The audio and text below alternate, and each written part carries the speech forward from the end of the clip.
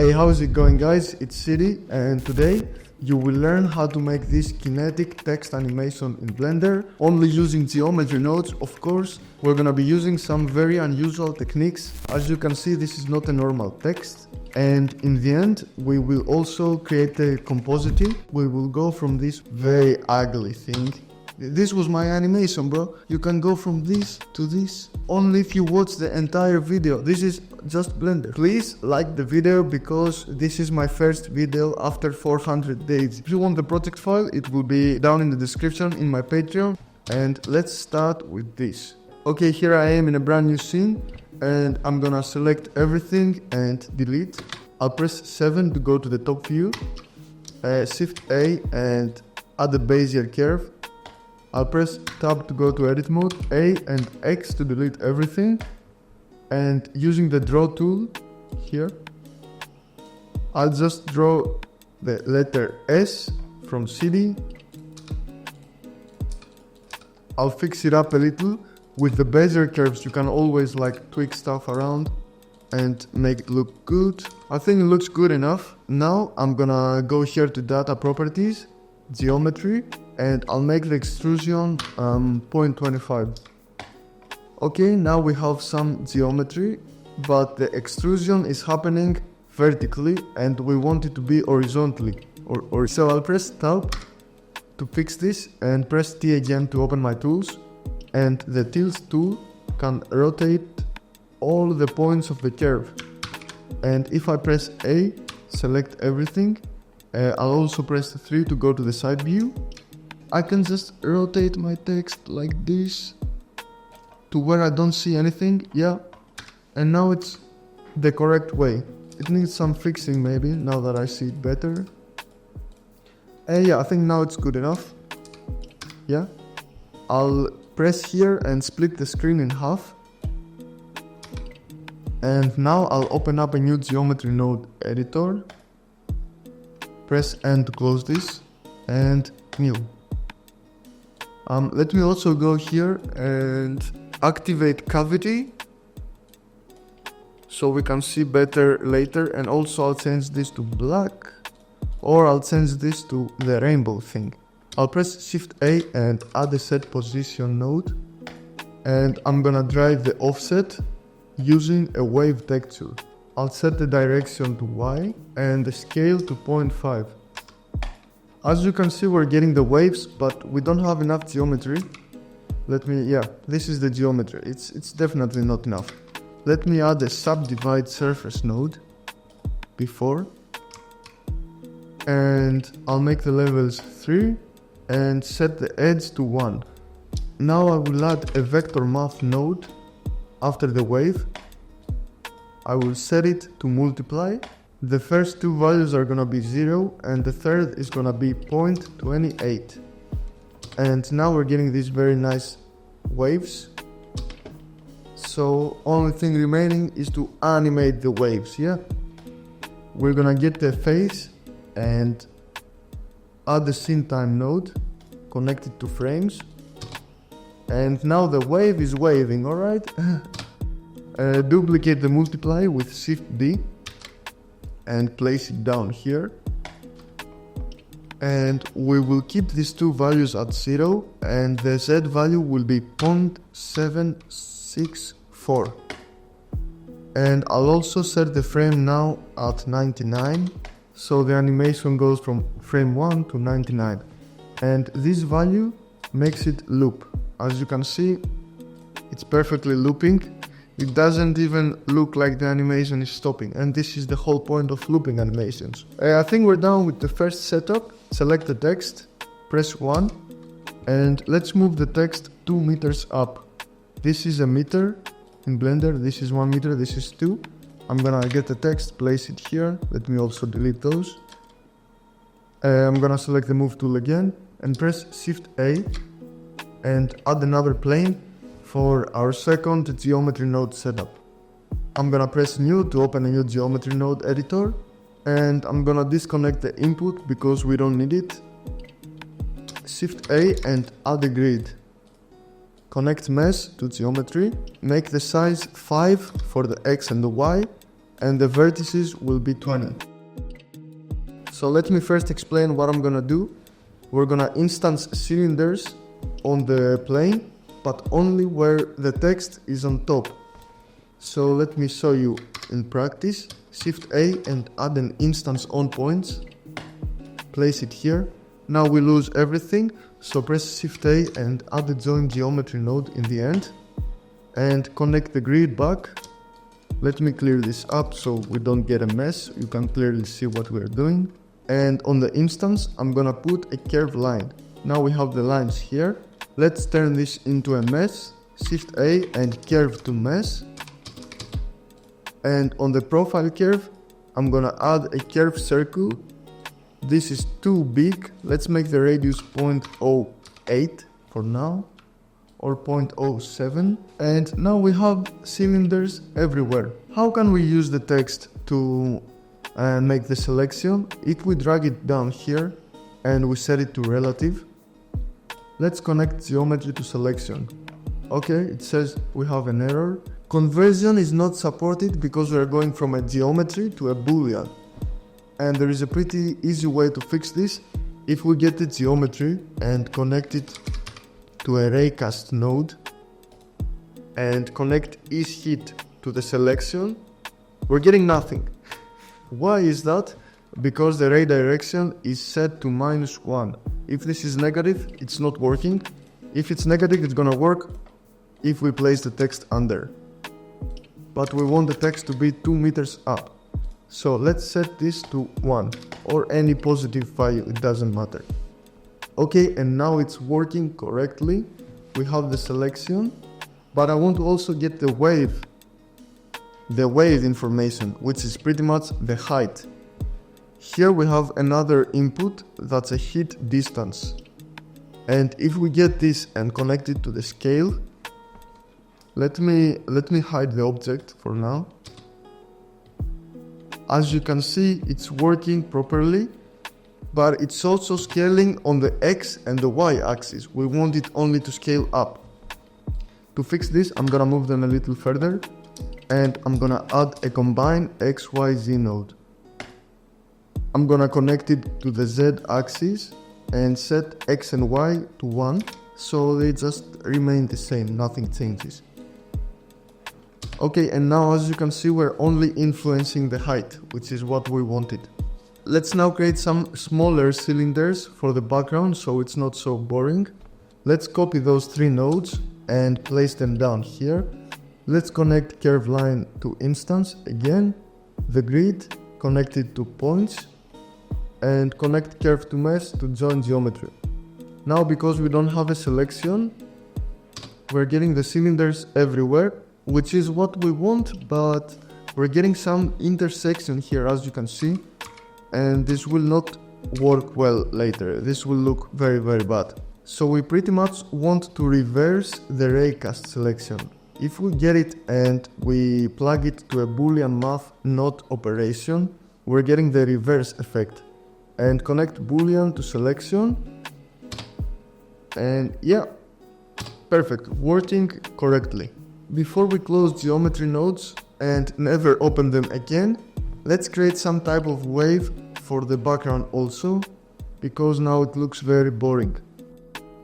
Get the scale and connect it to a wave texture on the color. Make the scale 0.5 and the distortion 2. Let's connect the phase again to a scene time node on the frames. Now this is way too fast, so I'm gonna add a vector math node, place it between. I'm gonna set it to multiply, and I'm not gonna multiply the X and the Y, but I'm gonna multiply the Z by 0.378. Again, this is the perfect value to make this a loop. As you can see, you don't understand when this ends and when this starts. Again, I want to only influence the Z axis. Let me copy the combine XYZ node to here. Let's connect color to the Z and vector to the scale. I don't want it to go this down. As you can see, we're getting some intersection again here. Let's add the map range node, place it here, and let's change it to smooth step, and let's tweak the values a little. I want the effect to be a little smaller, you know. Let's go from 0.2 to 0.8, where pretty much when it goes fully down, instead of 0 it's at 0.2, and instead of 1 it's at 0.8. I forgot to fill the caps. Make sure to fill the caps because this looks very bad without. And now we're pretty much done with the geometry nodes, nothing else technical. Let's add the materials for each different object. Shift A and add the set material here. Shift D to duplicate, place it here. Another one, place it here. And let's create the different materials. Plus, plus, plus. This is gonna be the text. This is gonna be the background cylinders. And this is gonna be the background. Let's add all the different materials. This is the text, this is the grid, so this is the background, and this is the background cylinders. I also want the background cylinders to be a little smaller than the text, so let's make it 0.06 radius. You can go even smaller, it's up to you, yeah? And because I don't want you guys to open geometry nodes ever again, let's connect the group input to all the values of the grid, X, Y, and connect the vertices on the same input, so they are here together, so we can change the resolution from the modifiers tab. We're gonna use these two values here to animate in the end, so stay tuned. Let's now set up the camera and the settings. So I'm gonna go to the render properties. I'm gonna be using the Eevee render engine. Let me switch to render mode also so we can see what we are changing. I'm gonna be activating ray tracing. Go to ray tracing, open it. Resolution, make it 101. So we have the perfect resolution, you know?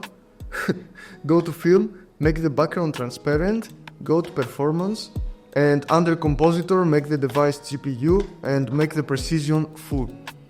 Go to color management and view transform. I'm gonna be using Chronos, and for the look I'm gonna be using a high contrast look. Completely black, what the f is this? This is nothing. Okay guys, don't worry, believe in me, alright? Let's go to the shader editor and let's go to the world properties first. Because what's a material without lighting? It's nothing, yeah? I'm gonna add a noise texture. Connect color to the color. You see? You didn't believe in me, now we got color. I'm gonna change the scale to 0.5 and I'm gonna add the color ramp node because I don't want these different colors here. So I want black and white, you know? Let's connect the pins together, put it in the middle, that's what I mean. And we can also add the brightness contrast node. Let's make the contrast 0.5 for more punch look, you know? You know, punchy look?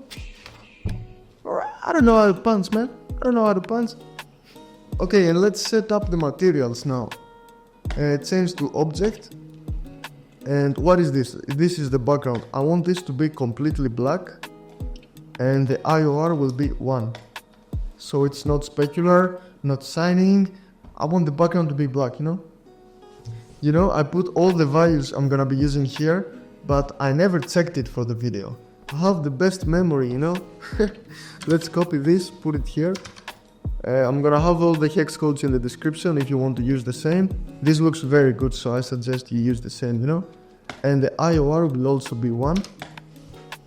The background cylinders, the hex code is also here. I'm gonna copy, paste, and I'm gonna make the roughness 0.6. Yeah, we're done with the materials. Believe it or not, we're not using any other materials. Let's set up the camera. Press 7 to go to the top view. Shift A and add the camera. Press Ctrl Alt 0 to go to the camera view. And let's change the resolution to 1080 by 1080 because this is square. And let's go to data properties and change the type to orthographic. Orthographic scale, let's make this 4.6, I think, yeah. And I'm gonna press N. and change the X rotation to 15. Okay, now we're talking. Let's move the camera back with G and Y. And I think the text is too big. Let's unhide the text. And with S, I'm gonna scale it down. Okay, looking very good. By the way, guys, you remember we never turn this into a mess. So you can always press tab, delete it, and do anything else you want. And you get the same setup. This is why I'm making the tutorial, because this thing is very powerful. And now the compositing, the best part. If you've never done this, trust me, you're gonna love it. Go up here to shading and change the compositor to always, so we can see what we're doing in real time. Let's also select the camera and go to viewport display, make the make it 1, whatever it is, and change the shader editor to a compositor. Activate nodes, and let's make this bigger because we don't need all those settings. Okay, so I'm going to start by adding a filter. Let's change the filter to a pre-width. This is too much. Let's make it 0.45. Now we're getting the outlines we want. This is without the filter.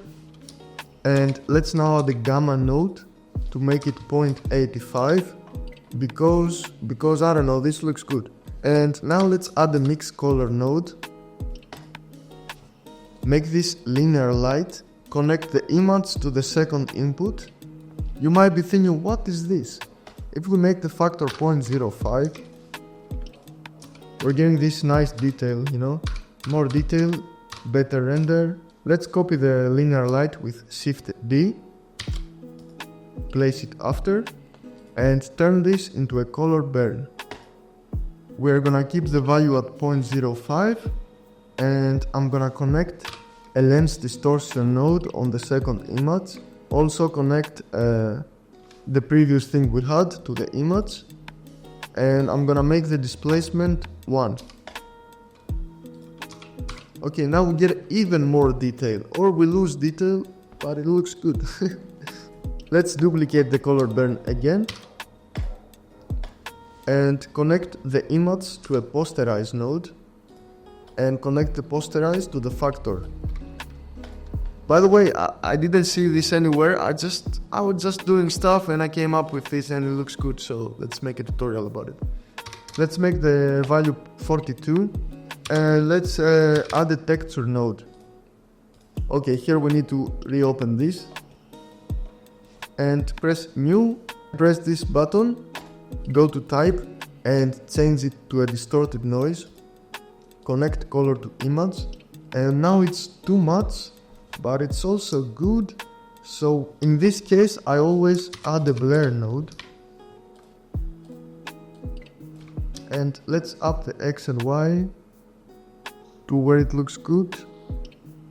45 I think looks perfect. I can also change it to fast Gaussian because it usually looks better.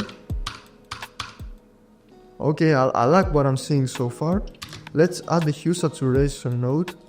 I'm gonna make the hue 0.45 and the saturation 2, and now it looks even better. So the last node is gonna be a mix color node again. I'm gonna set it to lighten, and I'm gonna get the image and connect it to a lens distortion again. Connect image to image. I'm gonna change the displacement 0.3, and now we're getting this. Let's use the same thing as before, the blur node. Shift D and place it here. And now we're getting this very nice glow. Maybe it's too much now. So let's make the factor 0.3.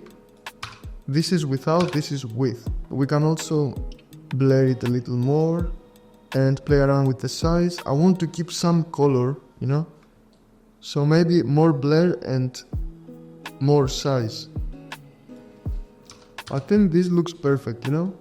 0.25 maybe. Yeah, before we render, I'm gonna go here, down to color management again. Maybe we can up the exposure a little. Let's make it 0.2. And I think it's looking perfect. Let's play. I told you guys in the end we're gonna animate the grid to make it. So select the plane again. Let's disable this so we can see what's happening. Go to modifiers. And on the first frame, I'm gonna make the X size 20. And I'm gonna add a keyframe. Also on the frame 100, I'm gonna do the same. Go to frame 20 and make it back to 5. Add a keyframe. Frame 80 and make it back to 5 and add a keyframe. Let's see what we did. Looking good, but it's not smooth. Let's also change the frame rate to 20 because I think it looks better. And let's also animate the y-axis. I'm gonna go to frame 18, set up a keyframe here, go to frame 50, and I'm gonna make the Y size 8. And in frame 80, I'm gonna turn it back to 5. And add a keyframe. Let's see now. Now I'm starting to like this, but it's looking very normal because the keyframes don't have any interpolation. Let's open the graph editor. Make this a little bigger. If it's looking like this for you, you can press Ctrl, press the mouse wheel and go down with your mouse and it's gonna fix. Let's select all the keyframes first. Right click, easing type and make it ease in and out. So now it's looking more smooth. And let's also select the x-axis, right click, interpolation, set it to 1 and go to the 80 frame, set the x-axis interpolation to 3 and on the y-axis, let me hide this, I'm gonna set the first keyframe to bounce and the second keyframe to, let's set it to 3. Okay, now I like what I'm seeing. We are done with the render, we are done with everything. You can just go here and render, I don't know, JPEG. I'm not an expert on rendering yet, but yeah, I would render this at 64 samples maybe. I think 64 is enough. This doesn't have a lot of detail. And yeah, thank you so much for watching the entire video, guys. I greatly appreciate you. And trust me, I'm gonna start posting more and more and more now that I'm getting back to this. And I'm so sorry for not posting for 400 days. I was in the military for 9 months. Then I moved out to this island. I live in Greece, by the way. I moved out here, changing jobs, getting used to everything. I really was practicing Blender all day and like 10 hours a day maybe sometimes. And now I think I'm ready to start posting again and produce very nice content for you. If you want to support me, my Patreon will be in the description. You can get all my project files from there. And yeah, please subscribe and like the video. Thank you guys. Bye bye.